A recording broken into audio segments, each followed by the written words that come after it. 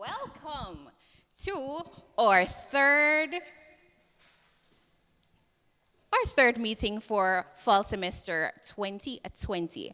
This evening is promised to be a very exciting one. I am Janelle Hay, and I'll be your captain of this trip this evening. And we will be navigating this exciting episode. In this episode, we are going to be amazed. I think we can use the word amazed.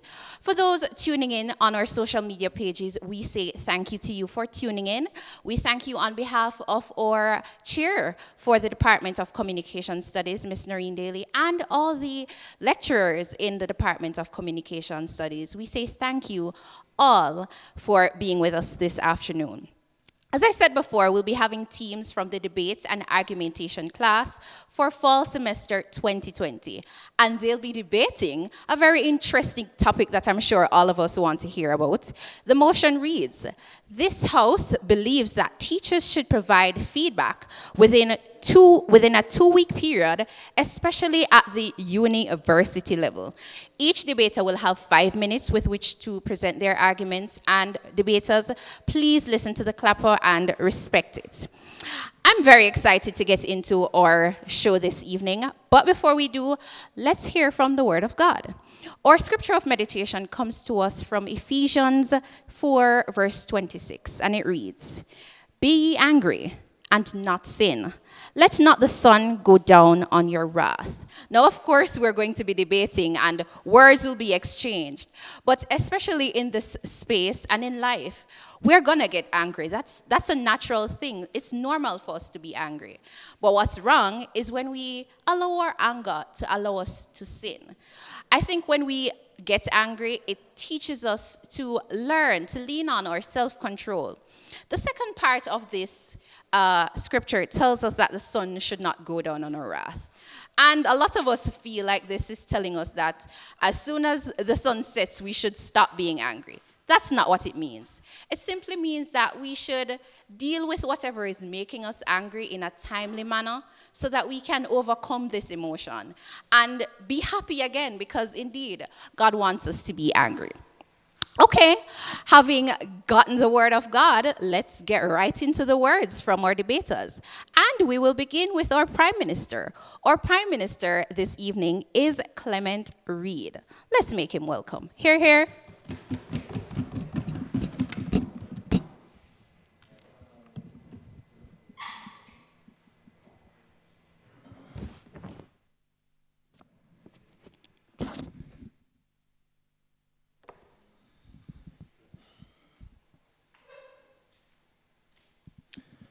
Fellow opponents, adjudicators, a pleasant afternoon. I stand here today to defend the motion. This House believes that teachers should provide feedback within a 2-week period, especially at the university level. However, let us first define a couple of key terms before we get into the meat of the matter. According to the Merriam-Webster's dictionary, a feedback is the transmission of evaluative or corrective information about an action, event, or process to the original or controlling source. Now, in the context of this debate, when we talk about feedback in the school setting, we're looking at feedback after an assignment, a class activity, a project, or a progress report. On the other hand, a teacher can be defined as a person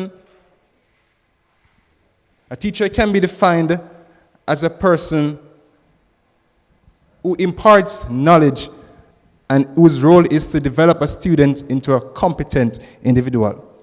Now, I'll now get into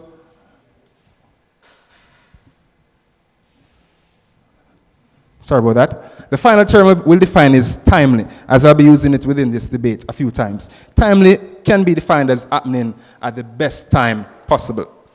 With that being said, the first reason why this House believes that teachers should provide feedback within a 2-week period, especially at the university level, is because at the university level, classes are split in day school and night school.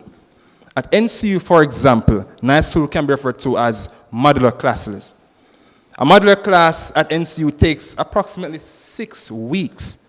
Now, can you imagine have a 6-week class, with 6 weeks class to complete, and after 2 weeks out of the 6, you haven't gotten any evaluation or correctional response from your lecturer after completing assignment after assignment. I am not Einstein, guys, but I don't need a glass to see that that's already almost 50% of the class already amassed in that 2 weeks period that we have not gotten a response from our lecturer. Does it make sense to even be in a class where you're working, getting assignments done, completed with absolute no idea as to where you are in a course, what you need to work on, where your weak points lie? Imagine that student going into his or her final exam weeks later with the mere hope, and I say hope, that the assignments he had done were properly executed, with the mere hope that having finally received a feedback when the class was practically finished, that he or she would have effectively improved on those weaknesses. As a matter of fact, it would defeat the whole purpose of doing that modular course, because a modular course is about completing a course that would have normally taken 12 to 16 weeks, and having it done, not at this moment, in 6 weeks. Therefore, this implies that timeliness is one of the most important aspects of completing such a class, and as such, one of the most important aspects of a lecturer. My second point, my friend, is that teachers giving timely feedback to an assignment aids in a more meaningful discussion between the teacher and students. This is so because they would have received feedback and the opportunity to respond to such feedback before the teacher moves on to another topic. As was previously stated, a teacher is one that helps the students in the acquisition of knowledge and competence. Therefore, how can one fully acquire the knowledge that is presented to them without knowing whether or not they have learned, whether they have understood the topic that was being taught? Point of information. Accepted. So is it that after 2 weeks, being in a course, is it that the lecturer is supposed to know right away that how efficient this child is to continue the course? No, I'm not saying that, my friend. What I'm saying is that after 2 weeks, a teacher should actually be able to give a feedback from assignment. Understand? 2 weeks, in the 2 weeks period, we can have at least 5 assignments. Understand? And imagine not having a response from 5 assignments, especially in a modular course where you have 4 weeks left to finish that course. I'll continue. Point of information. The other point, my friend, is that we must take into consideration that not all students learn at the same speed. Some might understand faster than others. Some might grasp a concept faster than others. As a result, a teacher has to ensure that they operate in a manner that is favorable to the learning capabilities of all students. The manner of which I speak is ensuring that they provide feedback in a time frame that will give students who might be slow learners time to respond, and if needs be, to facilitate time for more than one response between teacher and student. I rest.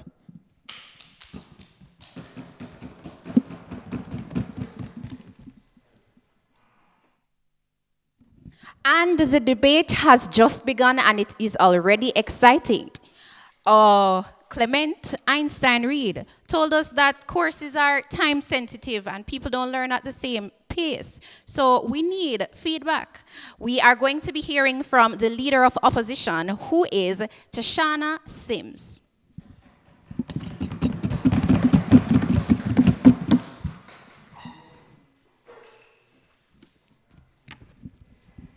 Good afternoon, everyone. The motion, which clearly states that this House believes teachers should provide feedback within a 2-week period, especially at the university level, is a motion that we firmly oppose. Now, the Prime Minister came up here and he mentioned something about module courses. Now, when we think about module courses, we all know it's within a short period of time. So therefore, even though feedback is important, we should not rely solely on feedback in order to pass a module course. Before I begin to tell you the reason for this debate, let me define the term feedback. Feedback in an educational context is information provided to a learner to reduce the gaps between current performance information. and a desired goal. Because we want to reduce the gaps between current performance and our desired goal, we would not change the status quo. Now, the status quo is that we do not need to change the current system where feedback is not standardized. This is because we can all agree that sometimes some feedback takes longer to be delivered than others. Now, let me highlight the reasons for this debate. We are debating because, to be truthful, some teachers, some lecturers don't always give feedback within a timely manner. Some teachers are lacking in this area. Also, it causes students to not perform to the best of their ability. Now, a late feedback has the potential to put a strain on the student's academic performance. It can impede on the student's level of motivation, which means that if for instance, I'm a radio student, and if I am to record an advertisement that needs to be on the radio, I need a feedback from the lecturer in a timely manner, and this will motivate me to know that, yes, this is ready to be on the radio. An immediate feedback allows students to reduce the distance between their current performance and their desired performance, which includes mastering the course. Now, when we look at it, standardizing the feedback process is not a good idea because timing is crucial. Though some things can be done within 2 weeks, there are other things which are of more importance which cannot be done in the 2-week time frame. What am I referring to? I'm referring to the marking of final exams. I'm referring to marking of final projects and so on. Now, trying to get things done such as this in a 2-week time period, it may result in a lower standard of performance by the lecturer and the students. We don't want that to happen. It is important also to note, not accepted, that there isn't a wrong time to provide feedback, but there is a time when it is more effective. Point of information. Accepted. You said there is no wrong time to give feedback. What about students who need feedback in order to do the next assignment, in order to progress forward? What about those students? Well, what I said is that there is not a wrong time to give feedback, but there is a time when it is more effective. All right, let me continue. Give feedback when students are consolidating knowledge to provide them with a chance to revise and revisit their work. Feedback should not be delivered at the end. Students want feedback at different stages throughout an activity, allowing opportunity for improvement. So therefore, we do not need to wait until 2 weeks' time to get a feedback. We need feedback throughout the assignment or whatever it might be. Now, we don't need to change the status quo, and we will explain the reason for this. Our issue of contentment is not that feedback should not be given. It is the 2 weeks time frame that is the standardized time. Now, students depend on feedback. And without feedback, students are unable to know if they are on the right path. Now, I want to know if I'm on the right path because sometimes getting the feedback allows me to move on with another example. For example, some assignments are in 2 parts. Now, seeing that students depend on quality feedback for their advancement in the course, it is rather important that this is not rushed. With that, I rest.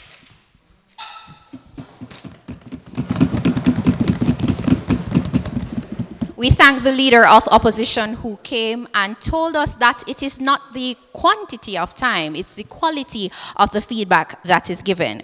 We will now invite the Deputy Prime Minister, Jodine Dick, to come and give the arguments on side government.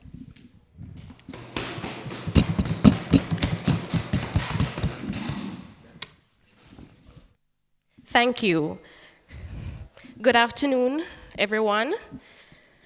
I'm here to defend the motion. This House believes that teachers should provide feedback within a 2-week period, especially at the university level. Now, before I continue, Madam Opposition Leader, you are basically agreeing with us on the government side that feedback is necessary. You said that feedback is needed. You said that feedback is needed to help increase performance, and that is so. And a timely feedback is very important because that feedback will help that student to improve for the next assignment. Point of information. Not accepted at this time. Ms. Opposition Leader, you also mentioned that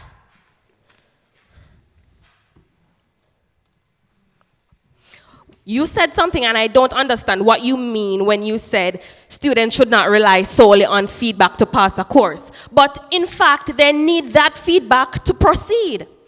I will now continue. Point of information. Accepted?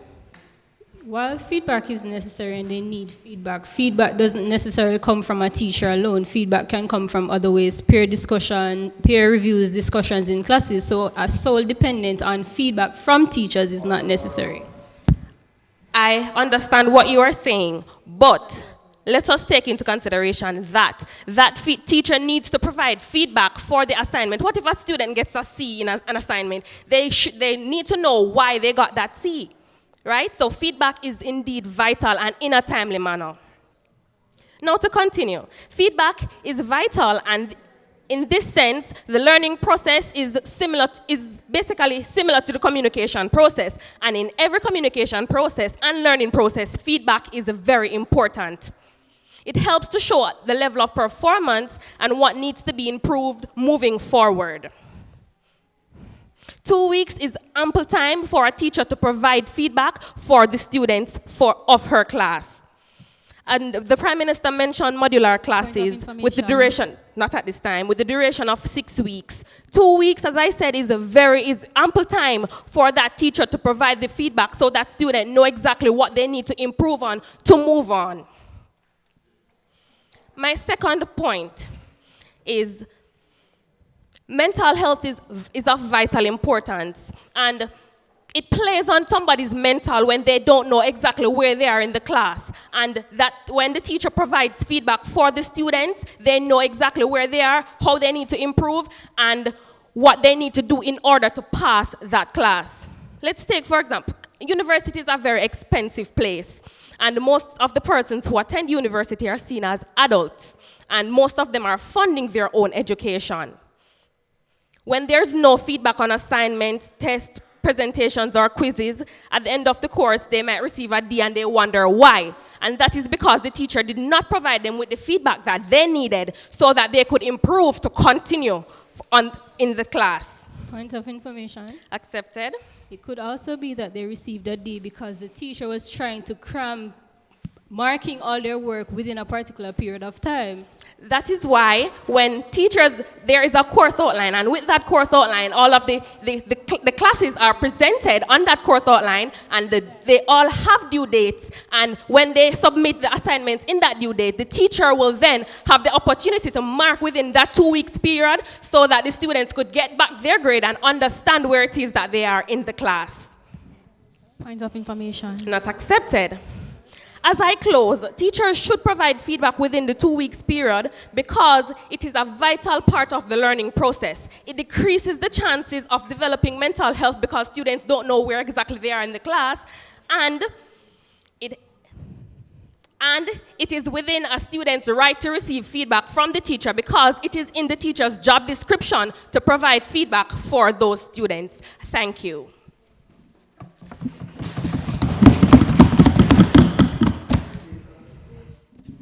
And the Deputy Prime Minister was telling us that it is expensive and we actually pay for the feedback, so we should get it. We will now invite the Deputy Leader of the Opposition, Roxanne White, to advance the arguments on side opposition.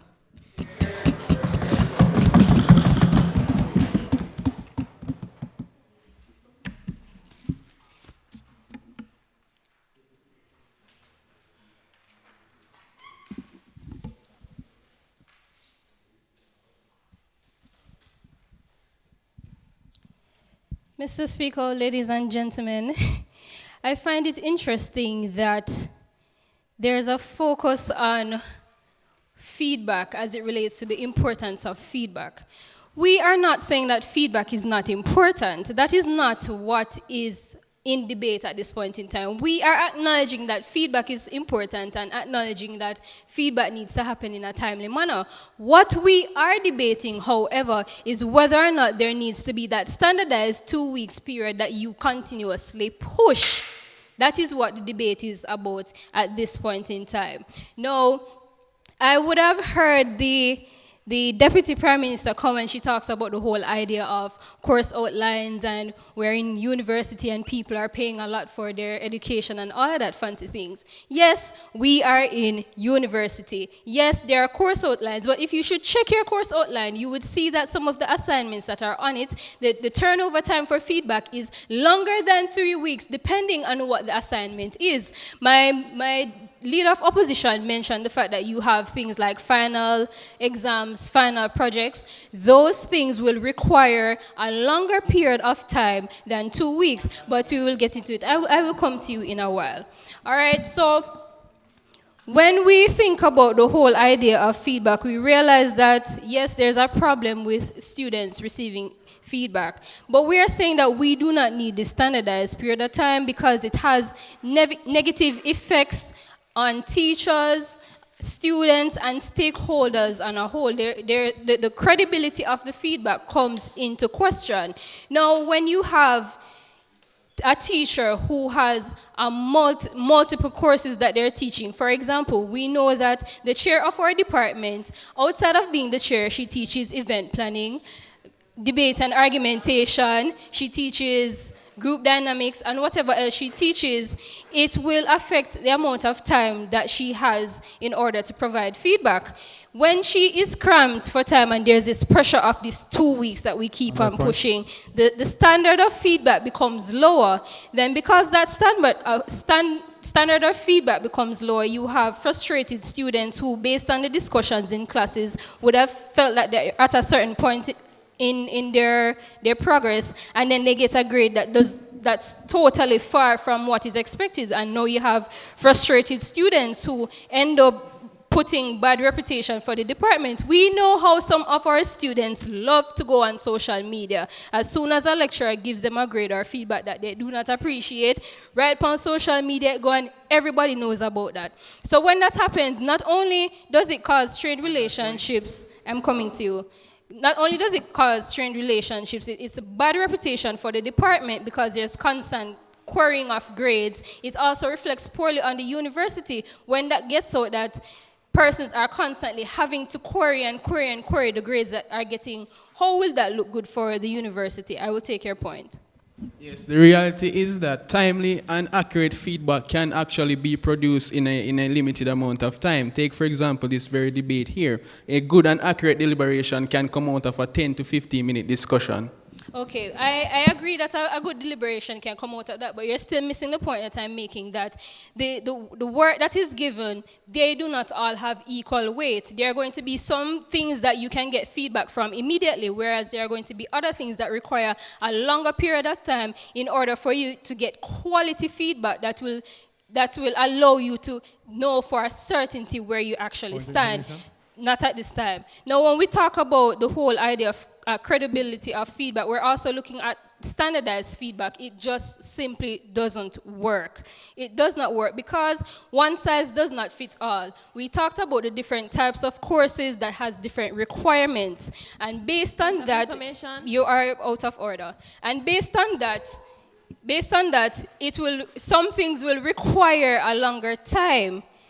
Major projects will require more time, especially when you have a lecturer who has 5 classes with multiple students. And also the one size doesn't fit all because you have lecturers who have different responsibilities. The responsibilities are based on the different classes, employment status. You have full-time teachers versus adjunct lecturers. Adjunct lecturers, depending on whether or not they have other jobs, they may have more time to produce feedback, whereas a full-time lecturer having a greater course, having a greater workload, will need to, depending on the assignment that is given will need a longer period of time to give that. So what are we saying? We have said that this standardized time will affect negatively the credibility of feedback, and also standardized feedback just does not work. And on this point, we rest.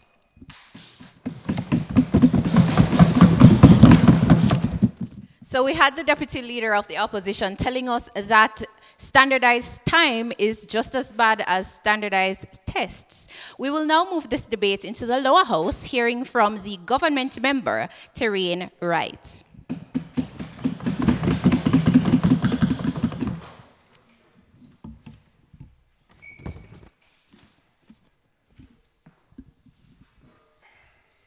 All right, so I want to start by extending the government's case on the law house by pointing out some issues that we took with what was mentioned on side opposition.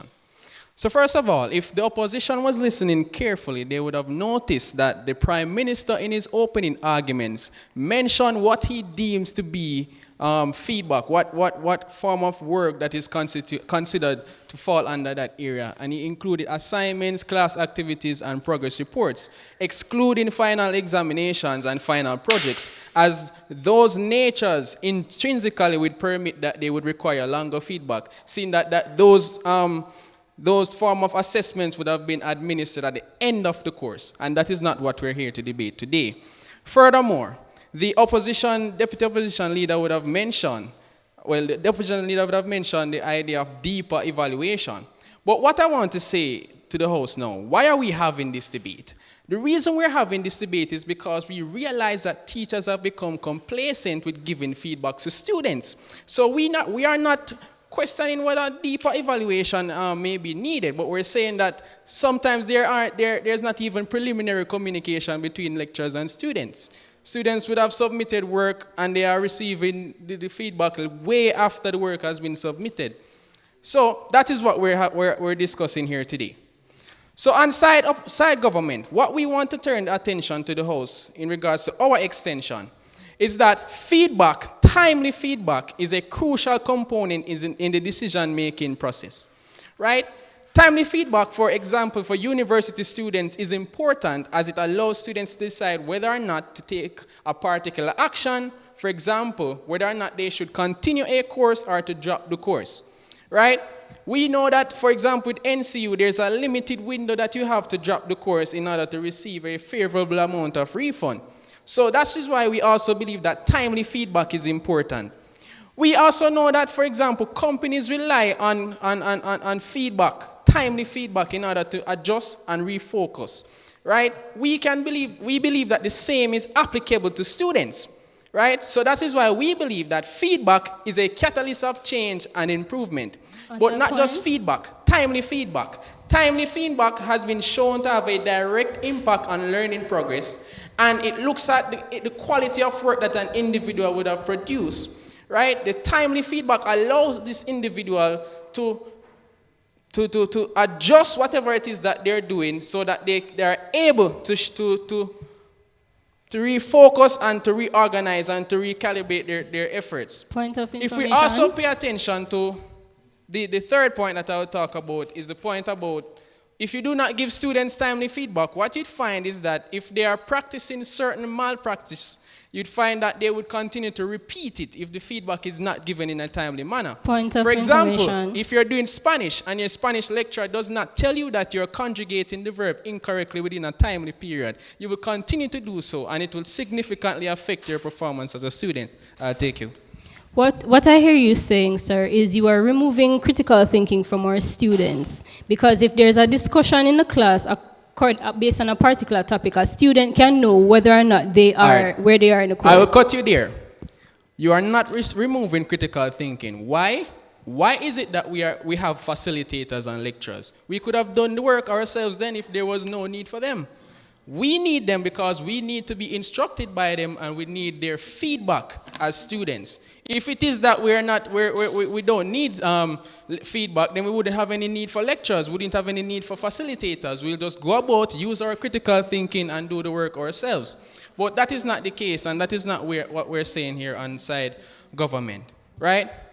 Now, when it comes on to timely feedback, Mr. Speaker. We realize that over the time, the teachers, because they probably, as the government, as opposition would have said, some feedback may require more time. They purposefully wait longer periods of time to provide feedback to the students, when the students would need this feedback in order to move on to probably the next step in their course. Because we have already established that, some courses, there's a part 2 to the course, and you'd need the feedback from part 1 in order to advance. So we believe that 2 weeks is a sufficient enough time. They would have mentioned that, teachers have other things doing, students have other things doing, yet still we have to submit high quality assignments and assessments in sometimes time crunching periods. So that is no excuse to really discredit what is being said here. So we would have told you the importance of timely feedback as it relates to decision making and as it relates to improving and advancing. And with that, the government on the lower house pauses for further advancement.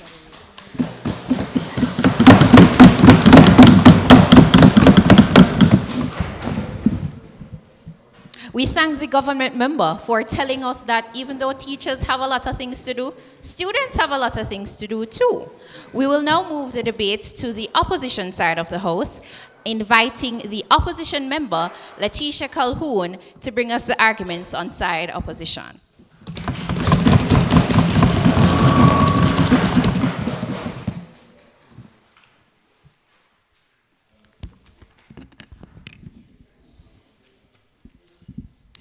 All protocols observed.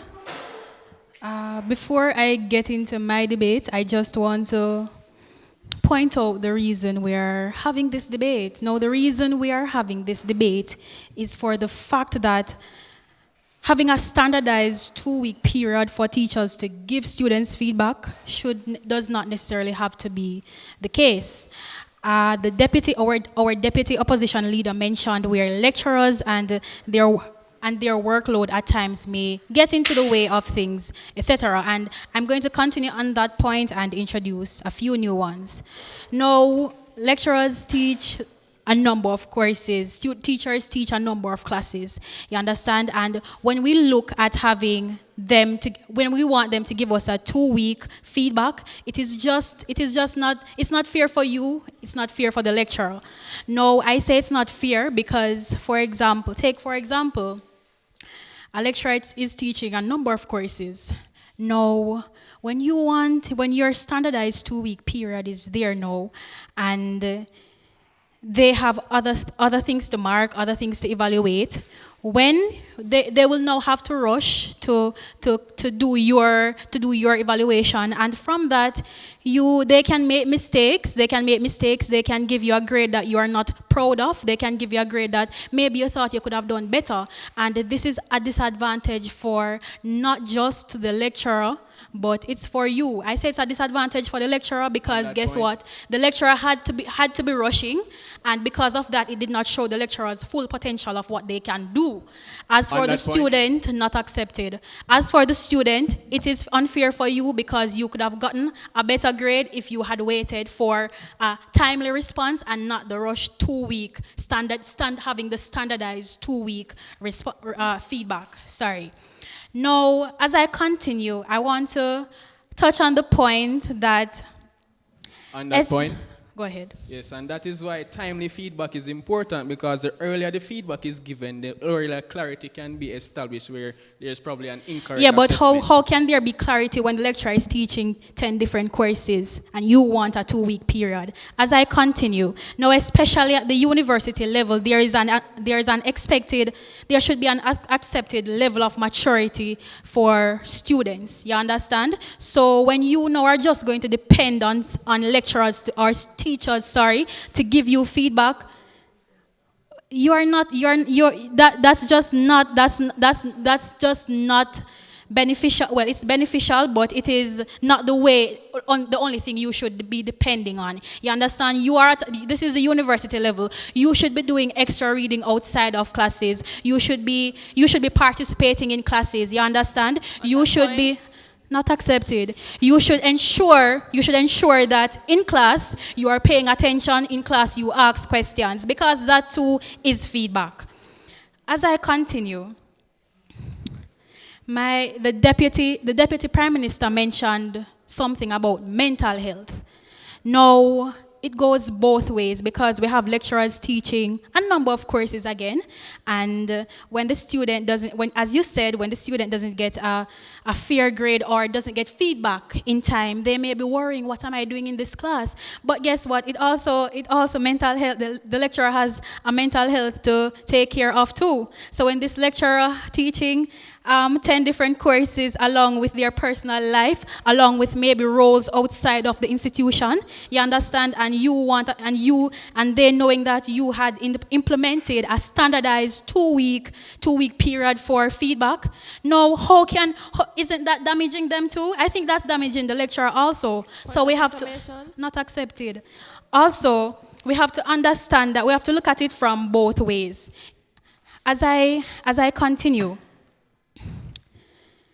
when we not having a standardized two-week period, it will force students to give their schoolwork their best. Like, it forces them to do it in totality. You understand? Because the thing is this: when you know that, all right, I need to get this 2-week feedback so I can proceed there. So, like, you will just be focusing on that, and at times it can bring in complacency. Sorry. So you knowing that, all right, the lecturer is going to we have a standardized period to get back feedback from the lecturer, so I know that I'm going to hear from the person so and so. But the thing is this: when you do not have that, when you do not know when the lecturer is going to drop an evaluation on you or a feedback, that actually helps you to work consistently throughout the semester. It helps you to continuously push, and never at a point you get laid back because you say, you know what, I'm going to get a feedback next week.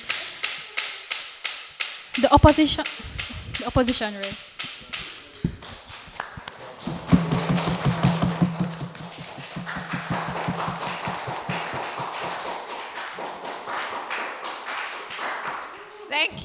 Thank you. I'm sure that you know that is a lecturer. Lecturers are humans too. We have 2 final presenters this afternoon, and we are going to go to the government bench to hear from the government whip, who will have the final arguments in the government side. We're going to hear now from Stephanie Baldeo.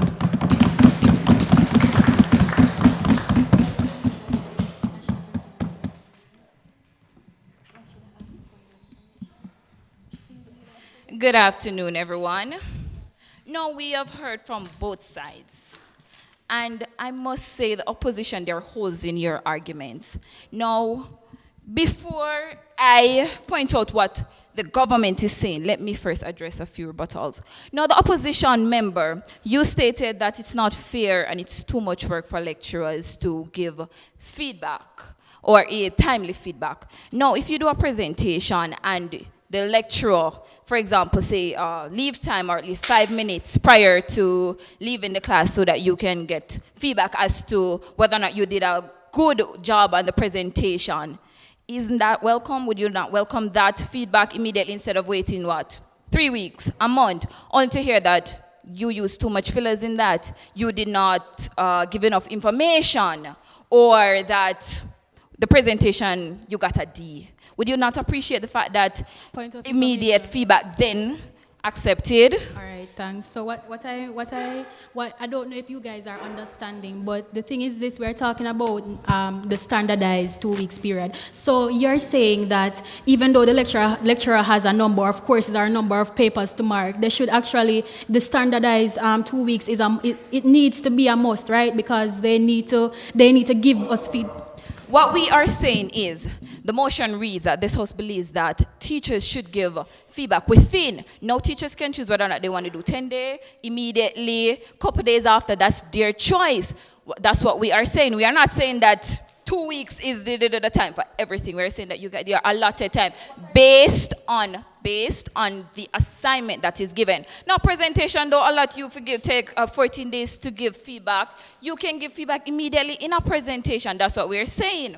Another point that the opposition member had mentioned that not accepted.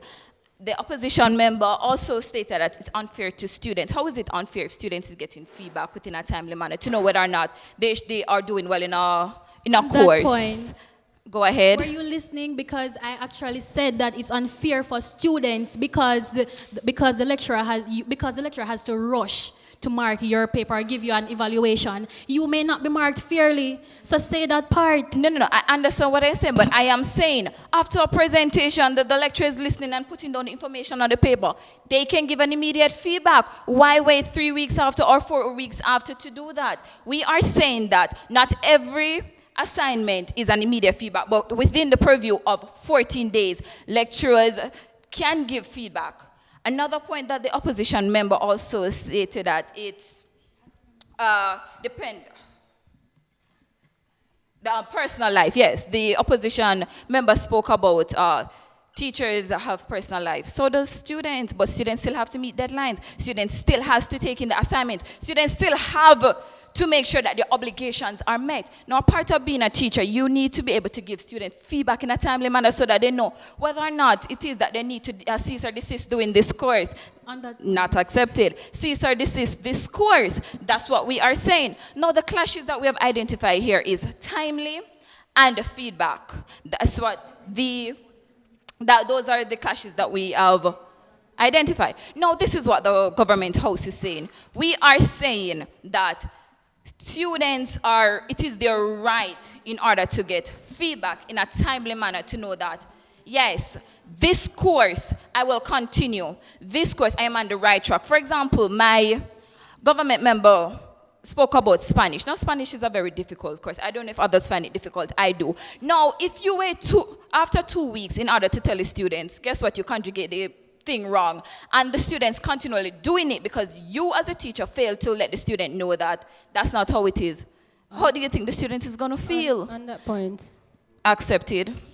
A class discussion can let a student know where they are in the course. Based on your application of knowledge, you will know if what you gave in an assignment or whatever is foolishness. So you don't necessarily need a teacher to give you that direct feedback to let you know if you're passing the course or not. And I disagree to say you need that facilitator that you know that the information that you presented is whether it's right on the track that you are going, or it is foolishness. You are doing the same thing as my government member saying in his point, using the information without feedback and doing the same thing over and over and over and not getting feedback in an adequate time after doing 3-4 different assignments and doing the same thing over to hear that, the first 3 assignments, you get a D because guess what? No, you never did the information correct. Feedback in a timely manner, it helps the students to know where they are. It helps the student. It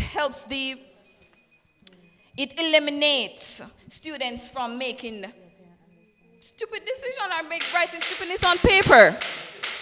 And with that, the government rests their case.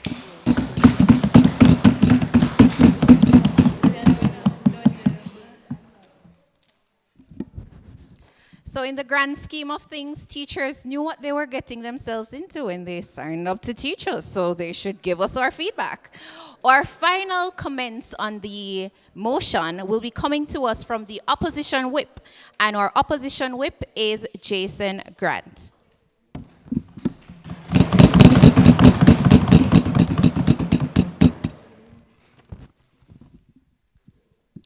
Ladies and gentlemen, honorable adjudicators, pleasant afternoon to you all.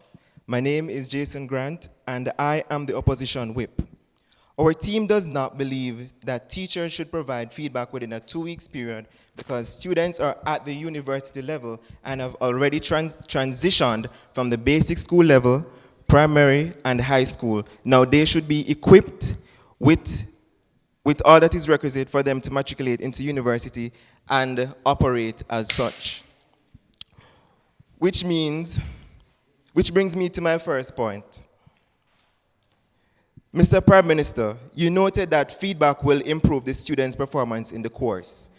But are you aware that this is university? Having gone through the basic primary and high school level, why then can students perform as tertiary students should? information? Not at this point.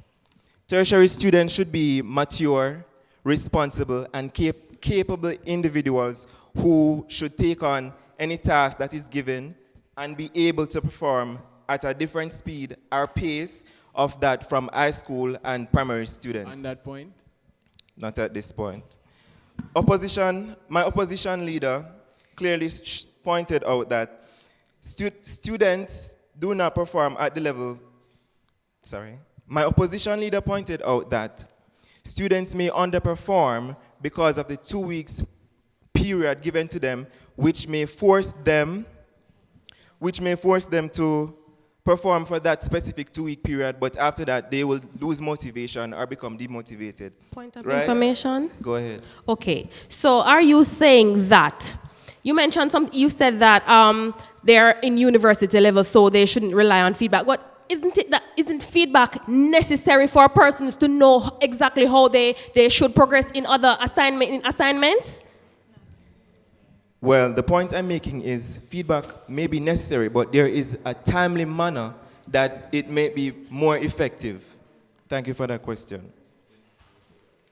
And now, the Deputy Prime Minister stated that feedback is vital for performance and similar to the communication process. Students at the university level should not rely solely on feedback from teachers to motivate them to get their work done. Aren't we talking about university students here? University students are young adults who should be mature enough to keep up with their academic performance rather than depending on lecturers' feedback. On that point? Go ahead. Okay, first of all, it is not dependence, but more so a right. Secondly, if it is that we should follow what you're saying, then better we just teach ourselves then, because we'd have no need for the lecturers. They would serve no purpose. I'm not saying that we do not have any need for lecturers, Mr. Government Member. What I'm saying is that we are university students. We should be able to hold ourselves accountable for, one, the pace at which we are performing and the additional work that we do to ensure that our performance is on par with the university standard. Now to address the deputy leader of opposition. The deputy leader of opposition stated that feedback is necessary, but at the appropriate time. Standard time of feedback can improve the student's performance and teacher, which will give them the appropriate time to mark the assignments and do what is necessary, which also benefits the students who get additional time to cover other assignments and other works. Yeah. Sorry. Now, Mr. Government Member, you pointed out that teachers have become complacent in returning feedback. Timely feedback is important, yes. 2 weeks can be adjusted to give enough time to both teachers and students to improve their performance on whatever they're doing. So as a member of my team stated, if the 2 weeks period is adjusted, and I will reiterate because I said this before, the 2 weeks period will benefit the teacher because they will have enough time to mark the assignment, right? And not give them just a regular simple grade, which would not be fair for the students. You understand what point I'm coming from? Okay. Now, the opposition member stated that students fail to understand. Okay. For these reasons, we strongly believe that teachers do not have to provide feedback within a 2 week period. I thank you.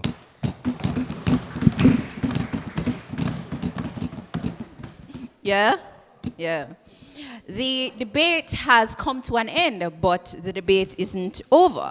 We now have to have our judges deliberate. This deliberation process will not take long, but while we wait for the deliberations, we will have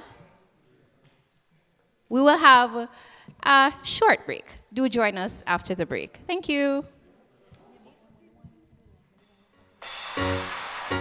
Hey, welcome back. I'm Carolyn Johnson bringing you yet another episode of Emphasis Spotlight, where I bring to your ears the emphasis of radio.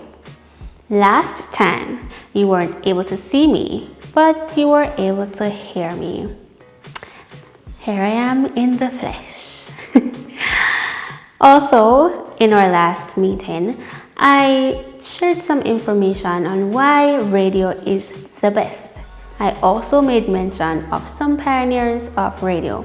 If you can remember them, drop them in the comment section down below. Today, I will be sharing with you how the emphasis of radio has made me a bit more confident in myself. Radio has allowed me to be comfortable hearing my voice. Seeing myself on someone else's TV or elsewhere, I'm not yet there, so I'll stick to this right now. Probably I'll graduate, but I'm fine. Radio has also helped me to use my personality to get closer with others. Funny enough, persons give you more information, or should I say they talk to you, or should I say they are more comfortable talking to you when they're not able to see you. I don't know why, but it works, and I love it just the same because I prefer to talk to you and not see you. Being in radio has helped me push my confidence a little bit further, where I am now an audio engineer at NCU FM, where I got the opportunity to engineer programs such as The Drive, Mind, Body and Soul, and other pre-recorded programs. I also got the opportunity to record and edit other programs that may not go on air for NCU FM. The emphasis of radio may be a bit simpler than the others, but it still requires you to work as hard as you can to get wherever you want to go. I love the job that I'm doing now, and I see myself in radio in the years to come. So keep a listening ear out for my name. I'm Caroline Johnson saying over and out, and this is where I think the music fades up. Hey guys, this is Ashley welcoming you back to another segment of PR Emphasis Spotlight. Today we're going to be talking about personal branding and reputation, as well as how and when to post on social media. Now, persons may say, if I have a personal business, do I want to have a professional looking social media? And if I have a professional business, or if I am a professional brand, do I want to add that personal touch? Listen to this and then you might think about it secondly. Think about Terry Carell, for example. Terry Carell is a very well-known professional. She's formal. She has it all together. But take a look at Terry Carell's Instagram profile. You might see her adding that personal touch that may have you thinking, oh wow, I know a lot about Terry Carell. But do you really? No, you don't. Let's just backtrack a little. Think about Grace and think about Lasco. Once you hear the word Grace, a lot of things come to mind, namely Grace Mackerel. And when you hear about Lasco, you think about iCool. Yeah, and that's what you want to happen. Once your name is called in a room, once people see you or they hear your voice, you want them to automatically know what it is you are and what it is that you stand for. And that is the importance of social media.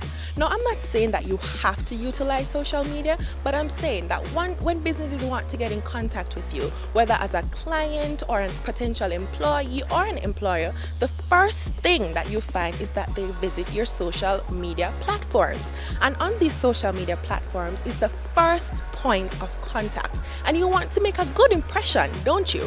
So on social media, you have to think about, is there even a separation between personal or private? Is separation even remotely possible? Listen to this and you might think about it. let's look at Simone Clark Cooper. She has been in the media and communication industry for over 20 years. But in those 20 years, we find that Simone has just recently launched out on Instagram. Has that affected Simone's brand in any way? Of course not. Once you heard Simone Clark Cooper, you know exactly who it was and exactly what she stands for. Now Simone is adding a personal touch to her Instagram, so people are getting to relate better to her. It has not been a problem because she has been in the industry for so long. But for upcoming and budding media practitioners like herself, who need to make ourselves known in this COVID, this virtual technological era, we have to think carefully about what we post on Instagram and Twitter or LinkedIn, especially on that very professional and formal social media platform. Now, let's say that we post something that we might say, oh, I'm going to delete it later. Might post now, but might delete later. You have to say, those are all fun and games, and it's good, that's great. But is retraction even possible with all the screenshots, the cloud, and everything else that there is? Retraction is never possible. So always be purposeful and always be intentional about what you post on social media. Thank you. My name is Adrian Johnson and welcome to another episode in a TV Emphasis Spotlight right here on DCS TV. So, last time we spoke with Jen, we were talking about the different roles on a production. This week I want to talk about shooting. That's very important. Now, I know a lot of us want to learn about editing, especially in this COVID time where everybody is shooting different events for either class or personal projects. It's very important for us to learn how to edit, sure. But we should also learn how to shoot properly. Now, in shooting properly, that will also include white balance, how to set the exposure on your camera, how to give proper framing, and all of those stuff, including your shot composition, is either within a wide shot, medium shot, close-up shot. All that is important in shooting. Now, why am I speaking about it like that? Now, for somebody like me who loves to shoot, my creativity starts to just, roll in all of those special type of shots I would want to shoot. I want to give my director, for example. Those are some of the stuff that I like to do. And all boils down to my framing and how to do shot composition. That is important. So that is it for this episode that we have for this semester. Next semester, when we come back, we are going to talk about editing and probably go more in depth with editing and give everybody the opportunity to try and learn more tricks to the trade. And if you want to learn it more in depth outside of our videos that we do for Gen meeting, you can come to either Jen or myself and we can help you along the way in terms of how to edit. And yeah, that is it for this week. Thank you very much for listening and watching, and peace. Hello everyone, so my name is Erin Wright and today I will be talking to you about the course Debate and Argumentation. Now, this course is a course that will put your mental skills to the test. It will put your critical thinking skills to the test, your research skills, etc. So in that light, one major tip that I'd like to give you guys is that you must ensure that you read. Now, why? Reading will help you to do well in this course. You'll be provided with a textbook that contains all the concepts and principles that you would need in order for you to grow and develop as a debater. Furthermore, the style of debating that is used in this course is called the British parliamentary style, where upon receiving the motion, you will be given 15 minutes of prep time. So that means the concepts and the content that you bring in the debate will actually come from your head. And the only way you can get content is by reading and researching. So please ensure that you not only read the textbook to grasp the concepts and the principles, but also to ensure that you do your own reading and research outside of the class so that you can be better prepared to handle any motion. And with that, I close. Thank you very much for listening and do enjoy the rest of your day. Thank you.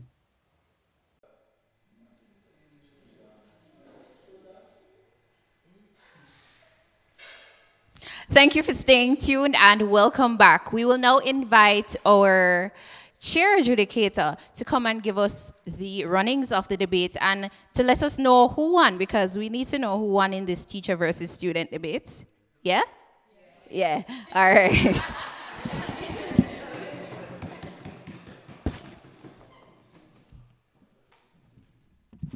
Right. It was a very interesting debate. In highlighting some of the clashes that we recognize. First, we have on the government bench the idea coming forward that timely feedback was necessary in order for students to be better able to advance. Over on the opposition bench, we had two different philosophies in upper house and one that was brought forward in lower house. In upper house, we heard the idea that you don't need to standardize the feedback time. But down in lower house said, listen, university level students don't need feedback any at all. So the idea that was pushed in lower house on the opposition bench was that, listen, if you at the university level, students are mature enough. They should be able to assess their own presentations. They should be able to assess, to which the government constantly reminded them that the facilitators were there to bring about that sort of feedback. In upper house, on the opposition bench, the idea was that we must be careful of standardizing the time, because in standardizing the time, we put pressure on the lecturers to bring feedback on certain courses that it was not necessarily courses or assignments that the time frame was going to be too tight. However, there's something that happened in closing government that we thought just opened up the debate amazingly. And that point that was made in closing government was, hey, there are many different types of feedback.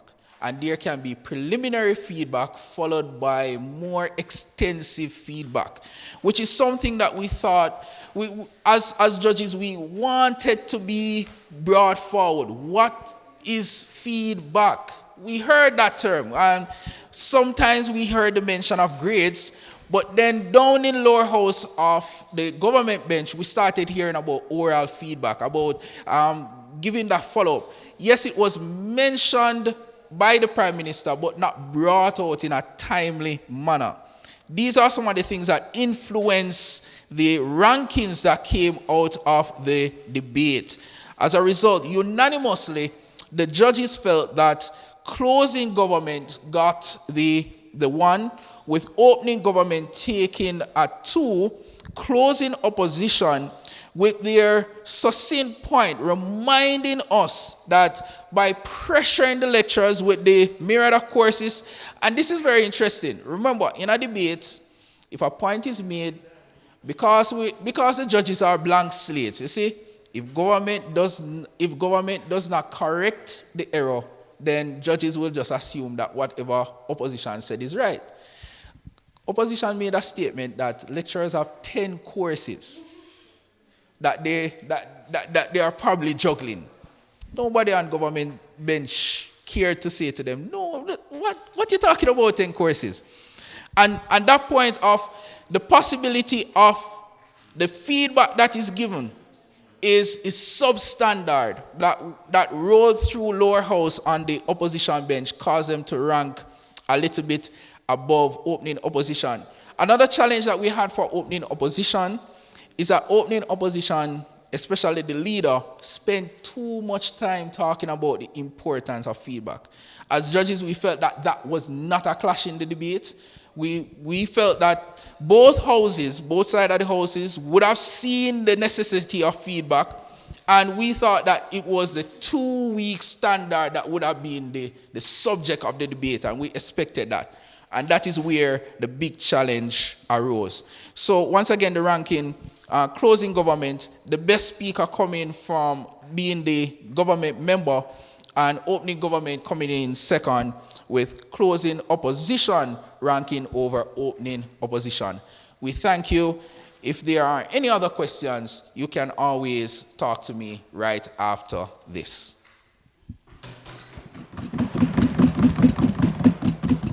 We congratulate our winning team and congratulate all debaters for a job well done.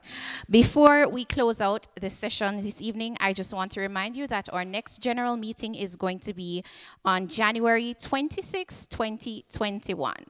I am Janelle Hay, and it was Hey, Nelson. And it was good to have you here with us, experiencing this lovely debate. We are going to say farewell for now, but taking us out is Raheem.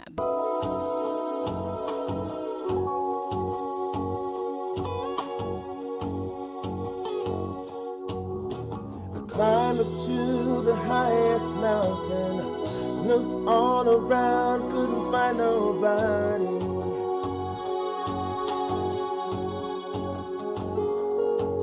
Went down into the deepest valley, looked all around down there, couldn't find nobody.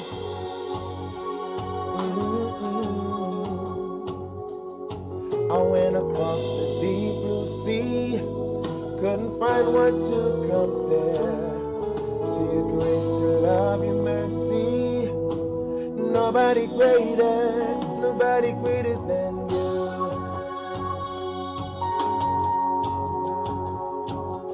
I searched all over, couldn't find nobody. I looked high and low, still couldn't find nobody. Nobody greater, no, nobody greater than you.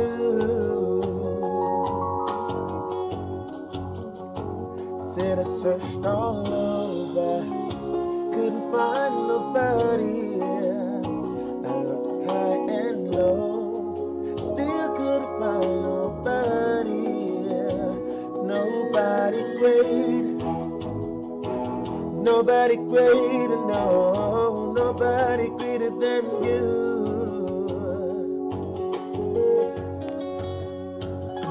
Nobody can heal like you can.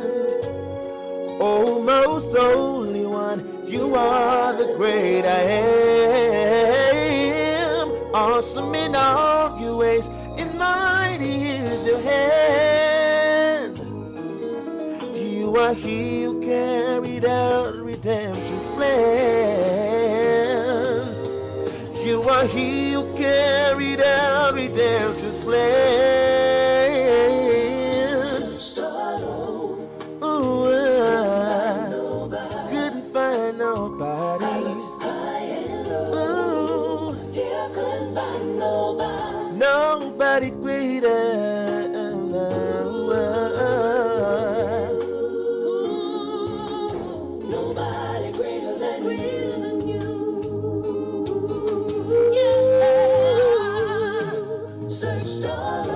Searched all over,